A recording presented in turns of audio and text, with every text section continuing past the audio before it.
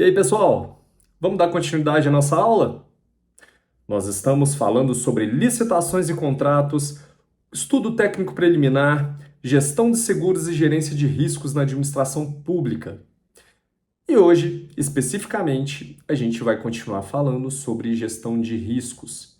Bom, nós já falamos ali sobre conceitos gerais, nós já falamos ali sobre gestão de riscos na nova lei de licitações e contratos, e agora a gente vai aprofundar um pouquinho mais no estudo técnico preliminar. Lá no artigo 11, parágrafo único, quando a gente fala dos objetivos do processo licitatório, a gente tem lá o quê? Que a auto-administração do órgão ou entidade é responsável pela governança das contratações e deve implementar processos e estruturas, inclusive de quê?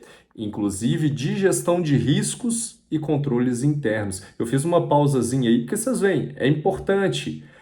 A gente tem não somente que implementar, mas implementar processos e estruturas de gestão de riscos e controles internos, com o objetivo de quê? Para avaliar, direcionar e monitorar os processos licitatórios e os respectivos contratos, com o intuito de alcançar os objetivos estabelecidos no caput do artigo.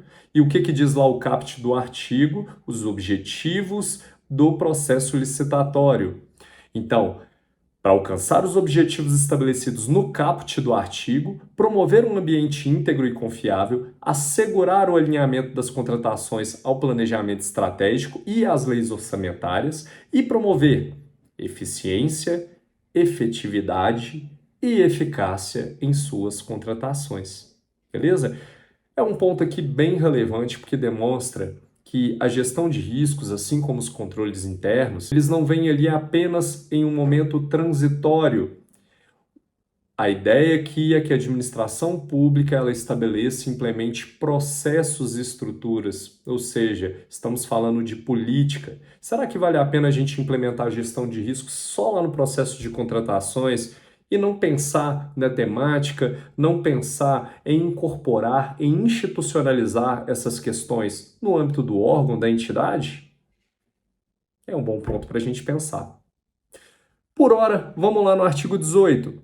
A fase preparatória do processo licitatório é caracterizada pelo planejamento e deve compatibilizar-se com o plano de contratações anuais, de que trata o inciso 7 do caput do artigo 12 da lei, sempre que elaborado e com as leis orçamentárias, bem como abordar todas as considerações técnicas, mercadológicas e de gestão que podem interferir na contratação, compreendidos. Aí a gente vai lá no inciso 10, a gente tem o quê?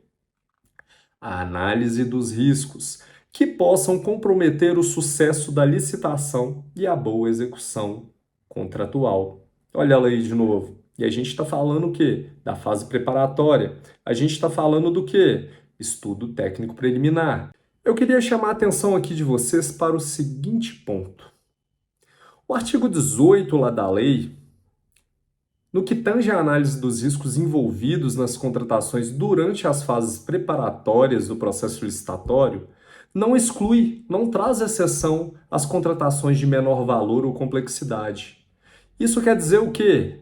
Isso denota que o gerenciamento de riscos deve ser realizado em qualquer procedimento licitatório.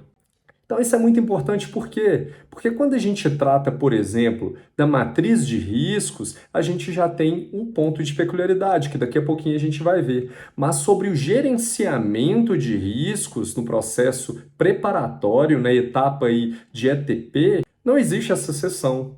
Então, a gente pode tratar, a gente deve tratar de identificação de riscos, independente aí desse valor e complexidade. Beleza? Então vamos lá.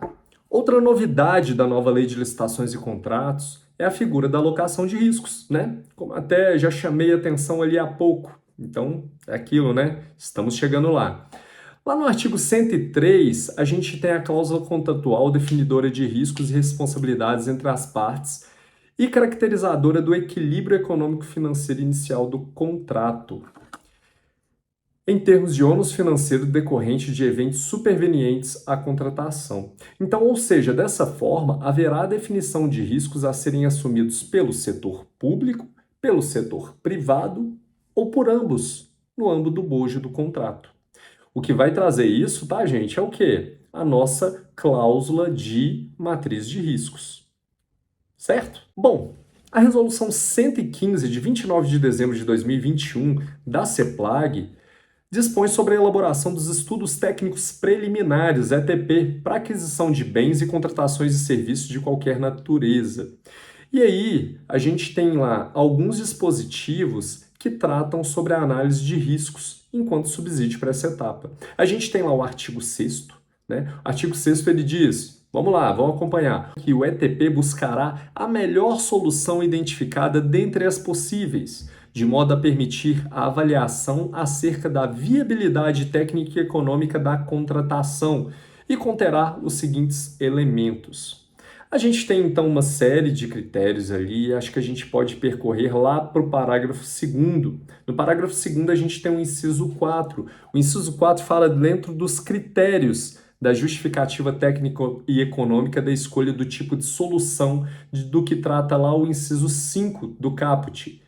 E ela vai ser orientada, dentre outros, com a presença de riscos e sua distribuição entre as partes. É um outro elemento importante aí da gestão de riscos dentro do processo de contratação. No artigo 7º, a gente vai ter o inciso 2, os riscos que possam comprometer a definição da solução mais adequada ou sua futura implementação, a serem registrados com a previsão das possíveis ações que possam mitigá-los. Então, voltando um pouquinho lá atrás, por que eu estava te falando ali dos conceitos, por que eu estava ali te falando das aplicações da gestão de riscos, antes da gente adentrar aqui diretamente no ponto do ETP da nova lei de licitações e contratos? É porque é importante a gente compreender que esses conceitos eles são trazidos aqui para a nova lei com qual objetivo? A gestão de riscos em contratações ela visa possibilitar o alcance dos objetivos do processo licitatório. Mitigar os riscos por meio de medidas preventivas, otimizar os recursos públicos, auxiliar o gestor na tomada de decisão. Então, a gente compreendendo a gestão de riscos de um modo geral, a gente não vai ter dificuldade de aplicá-lo, não vai ter dificuldade de trazer aqui para a ideia da nova lei de licitações e contratos. Por quê? A nova lei de licitações e contratos, ela deseja o quê? Promover um ambiente de integridade e de recuperação. Lembra lá atrás que eu falei? Da imagem institucional. Certinho?